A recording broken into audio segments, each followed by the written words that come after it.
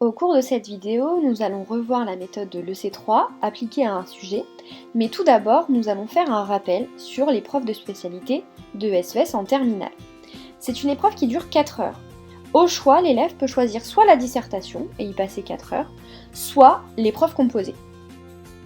L'épreuve composée, comme son nom l'indique, est composée de plusieurs parties. On appelle EC1 la première partie, EC2 la deuxième partie et EC3 la troisième partie. Le jour du bac, chaque partie portera sur un chapitre différent. Brièvement, nous allons rappeler les attentes de chacune des parties. L'EC1, c'est une mobilisation de connaissances. C'est simplement une question de cours qui porte sur 4 points. Donc, on vous encourage à y passer environ une demi-heure et on attend une page minimum. L'EC2 est appelée étude d'un document. Elle repose sur 2 questions. Une de pure compréhension des données, c'est-à-dire de lecture, et une attendant une réponse argumentée, en articulant le cours et le document. L'EC2 est noté sur 6 points, on vous encourage donc à y passer environ 1h30 et potentiellement à rédiger 2 pages minimum. Comme dit précédemment, un document statistique est fourni en EC2. Enfin, l'EC3 est appelé raisonnement s'appuyant sur un dossier documentaire. C'est une question type mini-dissertation qui est notée sur 10 points. On vous encourage donc à passer la moitié de votre temps, soit 2 heures. Un raisonnement de l'ordre de 3 pages est donc attendu. Le dossier documentaire, quant à lui, se compose de 2 ou 3 documents de nature différente. Quelle que soit l'épreuve, en SES, nous vous encourageons à utiliser la méthode AEIC pour rédiger l'ensemble de vos paragraphes. Cela vous facilite, vous, dans votre rédaction, et rendre les paragraphes beaucoup plus clairs. Voici donc un rappel très bref de la méthode AEIC. Le A pour affirmer. J'annonce mon idée principale, qui doit être en lien direct avec le sujet. Ensuite, j'explique l'idée que je viens d'annoncer avec des mécanismes vus en classe, des définitions, des notions. Une fois mon explication faite, j'illustre, c'est-à-dire que je donne un exemple, tiré soit du cours, soit de l'un des documents fournis, dans le cas d'une EC2 ou d'une EC3 ou bien d'une dissertation. Enfin, je finis par une petite phrase de conclusion pour montrer que mon paragraphe a permis de répondre à la question. Ainsi, si je synthétise, la méthode AEIC, c'est une méthode de rédaction durant laquelle on montre que nous allons répondre à une certaine question, ensuite on y répond, on explique et on illustre, et enfin on montre que nous avons répondu à la question. Après ces différents rappels, nous allons faire un zoom sur la méthode de l'EC3 et l'appliquer à un exemple. Voici donc la méthode que je vous conseille d'appliquer. Tout d'abord, vous devez analyser le sujet, c'est-à-dire lire la question sans les documents. Si vous commencez par lire les documents, vous allez peut-être passer à côté d'une partie du sujet. Donc la première étape est de bien lire la consigne et de surligner les notions à définir, les mots-clés. Ensuite, vous listez vos connaissances en lien avec le sujet. Vous allez ainsi devoir faire du tri dans vos connaissances, et c'est cette étape qui est importante. En effet, à chaque fois que vous avez une idée en tête, dites-vous, est-ce que cette connaissance me permet de répondre ou non directement au sujet ? Si oui, alors vous pouvez la noter sur votre brouillon. Sinon, alors elle ne sera pas utile pour le sujet. Cette étape vous permet d'éviter le hors-sujet, mais aussi la perte de temps lors de la rédaction de votre brouillon et de votre argumentation. Une fois que vos connaissances sont listées, vous pouvez organiser vos idées. Vous commencez à faire une sorte de squelette de votre plan. Ainsi, vous faites autant de paragraphes AEIC que vous avez d'arguments, que vous avez d'idées. À ce moment-là, vous pouvez regarder les documents fournis, statistiques ou bien textes, pour illustrer vos propos. Vous utilisez les documents dans les parties I. Attention cependant, il peut y avoir des parties où vous n'avez pas de documents statistiques pour illustrer, et donc là, à vous d'illustrer avec un élément vu en classe par exemple. C'est pour cela qu'il ne faut pas regarder les documents au tout début, car sinon vous pouvez oublier des arguments. Attention cependant à bien utiliser au moins une fois chacun des documents en guise d'illustration. Enfin, ce que nous vous conseillons, c'est de rédiger intégralement votre introduction et votre conclusion au brouillon. Une fois le sujet analysé et vos idées organisées, vous pouvez passer à la rédaction. Vous commencez donc par votre introduction. Celle-ci doit être plus importante qu'en EC1 et en EC2. Vous pouvez faire une phrase d'accroche si vous en avez l'idée et si vous le souhaitez, mais cela est facultatif. Attention, il est préférable qu'il n'y ait pas d'accroche plutôt qu'une accroche peu pertinente et peu en lien avec le sujet. Ce qui est important, c'est de présenter le sujet, ses mots-clés, ses définitions, et de présenter l'intérêt du sujet.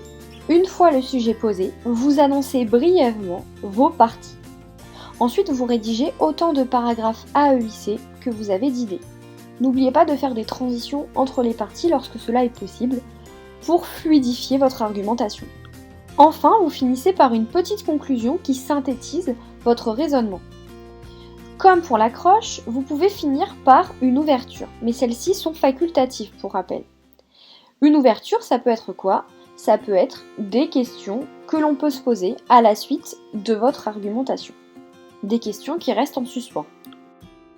Nous allons maintenant appliquer cette méthode à un sujet d'entraînement de niveau première sur le chapitre concernant le financement. Le sujet est: à l'aide de vos connaissances et du dossier documentaire, vous montrerez que les entreprises se financent par autofinancement et financement externe. Nous allons donc d'abord étudier le sujet sans regarder les documents. Ainsi, le sujet m'invite à montrer le financement des entreprises. Je vais donc veiller à toujours parler des entreprises et à ne pas parler du financement des autres agents économiques. Cela serait hors sujet. De plus, le sujet me donne des indications. Le financement des entreprises se passe par autofinancement et par financement externe. Je vais donc devoir développer ces modes de financement, les expliquer. Je vais donc pouvoir lister mes connaissances en lien avec le sujet. Comment les entreprises se financent ? Alors tout d'abord, les entreprises peuvent s'autofinancer. Autofinancer, se financer soi-même par son épargne. On parle également dans ce cas-là de financement interne.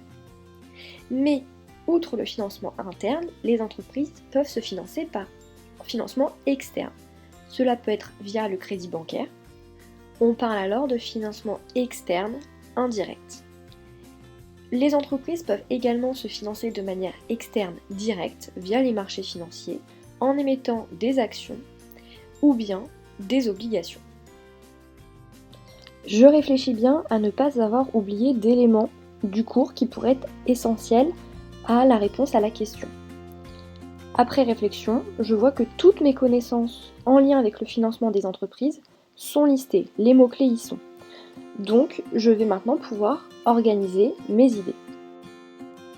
Je peux organiser mes idées dans l'ordre que je souhaite. Je peux faire les paragraphes dans l'ordre que je souhaite. Cependant, il peut y avoir parfois une organisation plus logique que les autres. Ici, je vais réfléchir au mode de financement. Quel mode de financement est davantage privilégié au départ par les entreprises ? C'est le financement le moins coûteux, donc l'épargne. Mais pourquoi les entreprises feraient appel à un financement externe, dans le cas où le financement interne est insuffisant ? Donc je vais commencer par un paragraphe sur l'épargne, puis je vais enchaîner de manière logique sur le financement externe. Je peux donc maintenant faire le squelette de mes paragraphes au brouillon. Attention, je vais rédiger de manière intégrale mon introduction et ma conclusion, mais sur mon brouillon, je ne rédige pas mes parties. Je vais simplement mettre les mots-clés qui vont m'aider lors de ma rédaction. Ainsi, je ferai dans un second temps mon introduction. Il faut que je connaisse l'organisation de mes parties pour faire mon introduction. En première partie, je ferai l'autofinancement, c'est-à-dire le financement interne. En explication, je dirais ce que c'est l'épargne. C'est pouvoir se financer par son propre argent, donc sans remboursement. Ensuite, je laisse de la place pour une illustration potentielle, ma conclusion. En transition, je peux parler que cette épargne est insuffisante parfois, et donc nous avons besoin de faire appel à un financement externe. Dans un premier temps, je ferai une partie sur le financement externe indirect. J'expliquerai donc ce qu'est ce financement externe indirect. C'est un crédit bancaire, c'est-à-dire un emprunt avec des intérêts qui amène donc à un remboursement de cette somme. Également, je vais laisser de la place pour mon illustration et ma conclusion. En transition, je peux dire que ce financement est plutôt pour les petites et moyennes entreprises, comme vu en classe, et donc que les grandes entreprises se financent plutôt par un financement externe direct. Celui-ci peut tout d'abord se faire par une émission d'actions. J'explique donc ce qu'est une émission d'actions.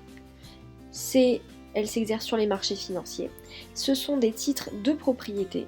c'est-à-dire un apport de fonds propres et donc pas de remboursement à échéance. Ensuite, je vais laisser de la place également pour mon illustration, si les documents fournis peuvent me permettre d'illustrer, et ma conclusion. En transition, je peux dire que le problème des actions, c'est qu'il n'y a pas d'indépendance. Donc j'enchaîne sur ma quatrième partie, le financement externe direct par obligation. J'explique. C'est un titre de créance, c'est-à-dire un emprunt qui amène à un remboursement. Je vais donc également laisser de la place pour l'illustration et ma conclusion. Enfin, je finirai par une conclusion générale sur le sujet. Une fois mes connaissances listées et organisées, je peux passer à l'étude des documents. Si je les avais étudiés en amont, ils auraient pu influencer l'organisation de mes idées et je serais peut-être passée à côté d'une partie du sujet. C'est pour cela que je vous conseille de le faire dans ce sens. Alors, si nous étudions les documents, tout d'abord le document 1. Il nous permet de montrer que le financement est différent selon la taille des entreprises.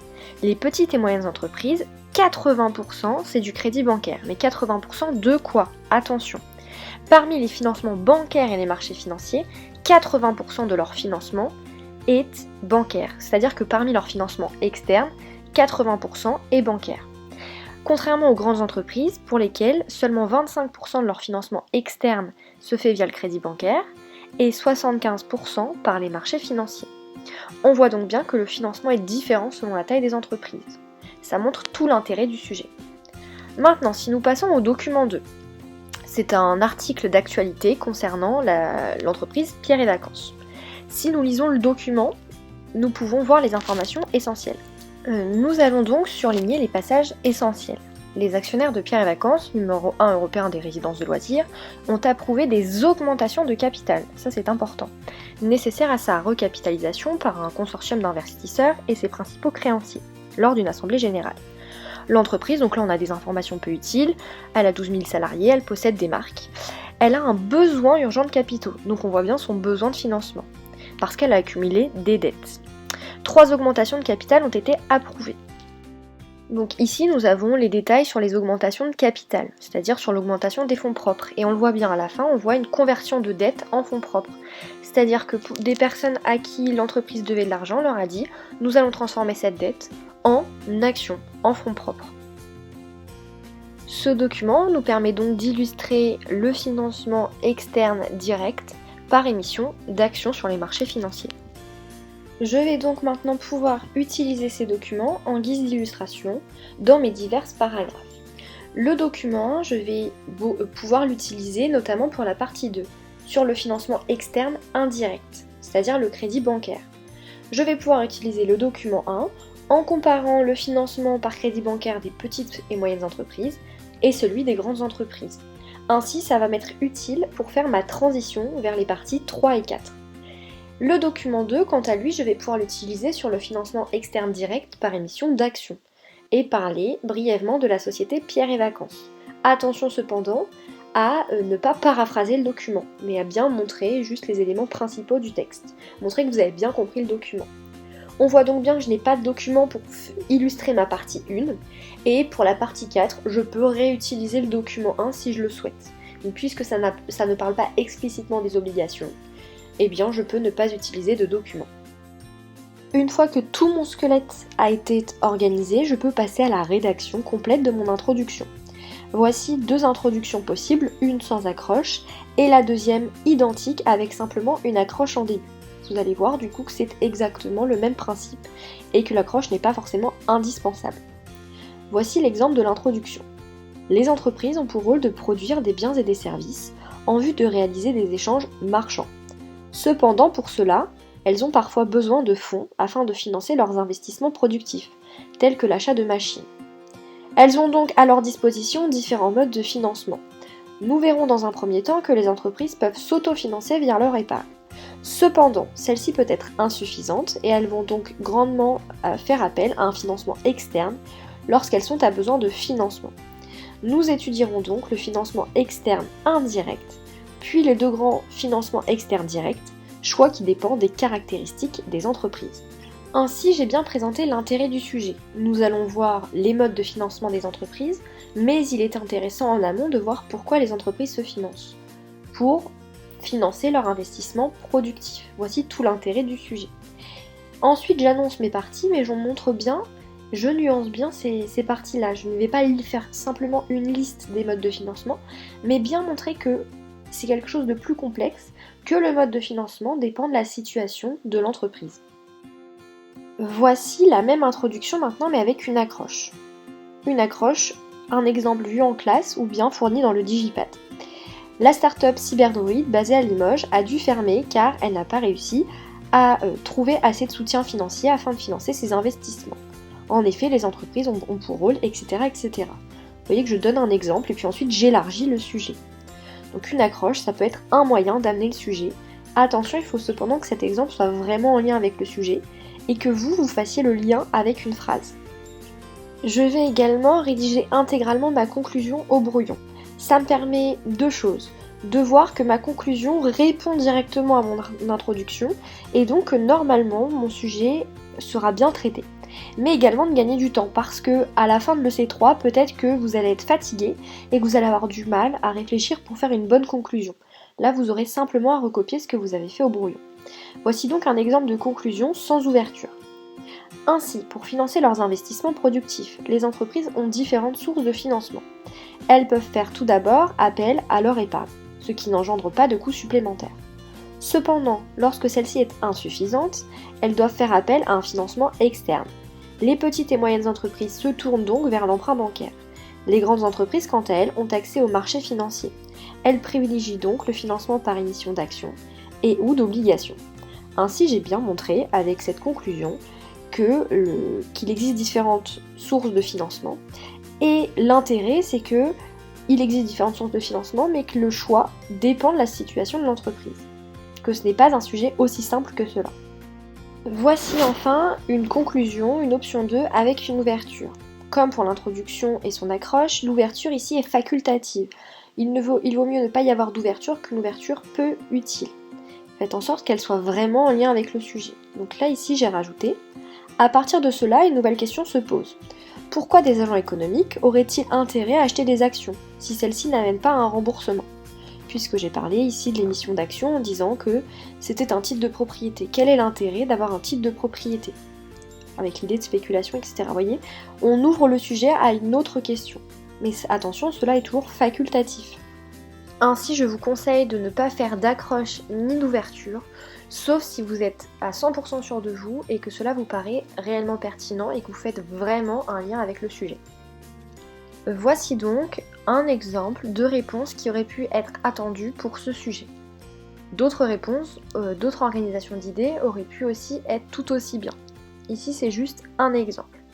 Je vous laisse mettre sur pause si jamais vous souhaitez lire en intégralité. Attention, la réponse tient sur 2 slides.